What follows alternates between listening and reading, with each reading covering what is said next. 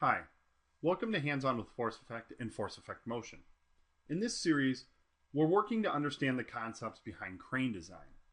In this part specifically, we'll use Autodesk Force Effect to evaluate some of the forces that are applied to a crane and how best to change the design to accommodate those loads. Let's get started. We're going to begin by creating a new diagram. We have an image saved in our photo album that we took from our crane game. We're going to go ahead and load that as a background and use it as a framework for laying out our diagram. We're already in the Elements tool, which you can see on the left side of the screen, and we're ready to begin sketching in some elements to begin our design. We're going to start by creating this base of the crane. If you pause near the end point of the line, a magnifying glass will appear so that you can accurately locate the end of the line. One thing you might notice is that the dimension says 5.2 feet. Since this is the first element we're creating, we're going to set this dimension to actually represent the full length of our crane, which in this case we're going to set to be 12 feet. This is important because the very first item that you enter as a dimension will be used by the system to scale all other elements in the design. We'll go back to our Elements menu and we'll add the boom. Again, when we near the end point, we'll pause for a moment and we'll see the magnifying glass pop up, which allows us to accurately locate that endpoint again. We're now ready to add some supports. We're going to go ahead to the support menu and add a fixed support and a sliding support to the base of our crane. You'll notice the style changes to represent that element is grounded now or fixed into place. The next step before we actually add any forces is to weld this endpoint. We're going to tap and hold on that point, and we have the opportunity to change from a standard joint to a welded pin joint.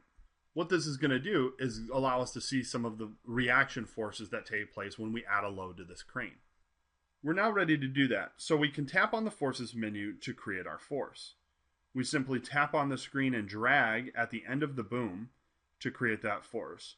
As I drag around the circle, you'll notice that the force will snap at the quadrants, making it quite easy to actually position the force in its proper location.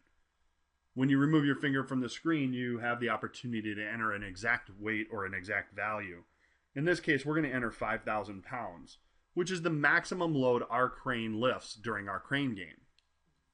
As soon as we do that, a few things show up on the screen, specifically reaction forces that are taking place at those support positions.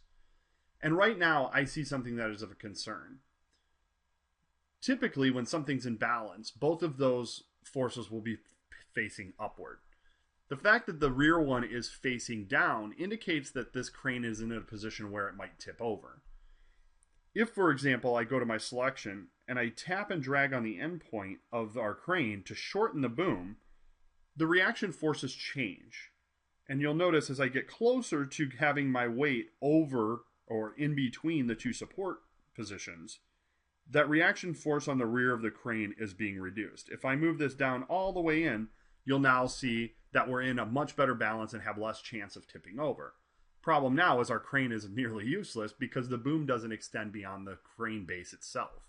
Let's go ahead and drag that back out to the end of the boom, or its original position, and we'll look at other ways we can make changes to help improve our design.